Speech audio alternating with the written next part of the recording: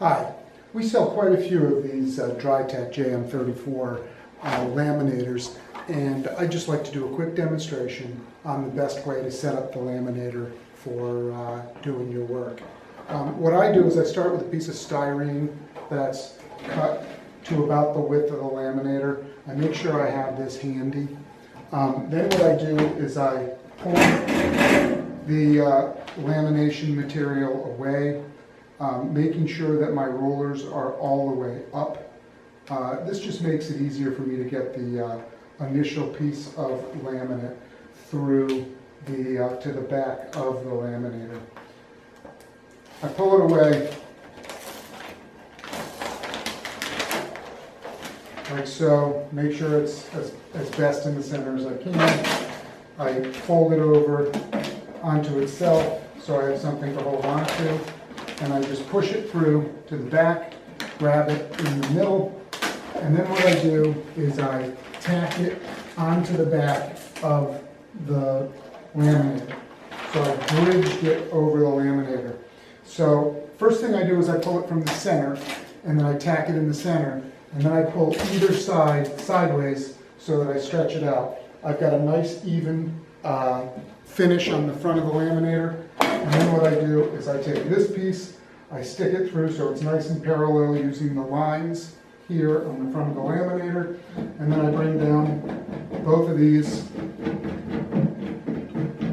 until they touch the styrene. Now I think a lot of people make a mistake when they do lamination is they put too much pressure on the rollers. As you apply pressure, if you put too much, you're just going to flatten the roller out, and what's going to happen is that roller is just going to be a wider point of contact instead of a nice sharp point of contact or hard short point of contact. Notice when I finish these, they spun on their own. Then what I'm going to do is just make 1/2 turn, 1/2 turn, and then now I've got the machine ready to go. I then make sure my machine is on, press my forward, get it to pull a little bit, then I pull it off the back, put it onto that little piece of styrene, and then I push it through. I'm going to just hand push this. Once it gets about to the edge, I'm going to then stop. I'm going to start my print, which this print isn't wide enough for the material, so it's going to make some funny noises. I'll put it through right here. And then what's going to happen is as the material drops like that, I'm going to go in, right, and then a 1/2 turn again. Now I'm done, and all I got to do is take the material and send it over. And it laminates well. Now, if it starts to do some wrinkling, I can control it a little bit, but for the most part, it's going to laminate fairly well. I stop it short of the end, and then I'm just going to come back here, grab a piece of this material,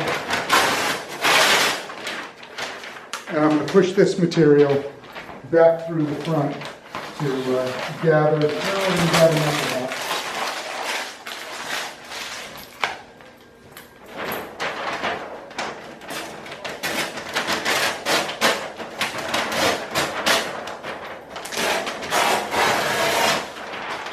All I'm doing now is I'm just making sure that the material I send through here doesn't stick to the rollers, and then I can release my my laminated piece.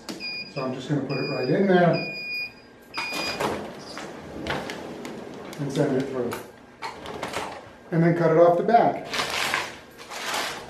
Hope that helps you load up your laminator. With these machines, since there is no take-up wheel, you just push it over with your hand. Some of the wrinkling I got was just because I had a wider material than my print.